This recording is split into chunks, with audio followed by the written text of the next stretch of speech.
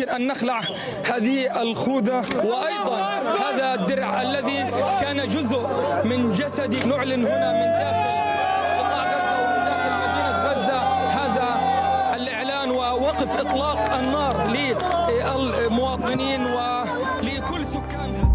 À ce moment-là, Anas al-Sharif pensait qu'il pourrait enfin déposer le casque et le gilet qui était devenu sa seconde peau. Il l'avait protégé pendant 22 mois de génocide à Gaza, mais 237 autres journalistes palestiniens tués dans l'enclave assiégée depuis octobre 2023 n'ont pas eu cette chance. Al-Sharif n'a pas dépassé l'âge de 28 ans. Né dans le camp de réfugiés de Jabalia à Gaza, il a grandi sous le siège israélien et les bombardements réguliers. Il a poursuivi son rêve, raconter au monde l'histoire de la lutte de son peuple sous l'occupation brutale et illégale d'Israël. Il a rejoint Al Jazeera après le 7 octobre 2023. Pendant près de 2 ans, il s'est engagé à raconter au monde la guerre génocidaire qui tuait sa propre famille et ses amis.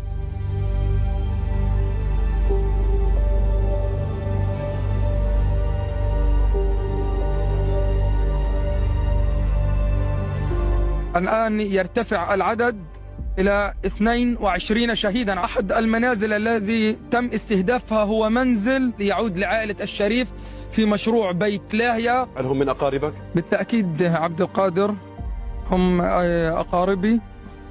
Il portait le chagrin d'avoir perdu des membres de sa famille, y compris son père, et le fardeau de signaler chaque nouvelle. En octobre 2024, l'armée israélienne l'a délibérément accusé d'être membre du Hamas, une étiquette que beaucoup craignaient comme une condamnation à mort. Pourtant, Al-Sharif a persisté. Après que des images de lui dénonçant la famine de Gaza par Tel Aviv soient devenues virales, les forces israéliennes l'ont une fois de plus diffamé. Une tactique qu'elles avaient utilisée avant de cibler et de tuer d'autres journalistes palestiniens à Gaza. من شدة الجوع ومن شدة الألم ومن شدة القلق والآن ونحن نتحدث هذه العربة التي دخلت إلى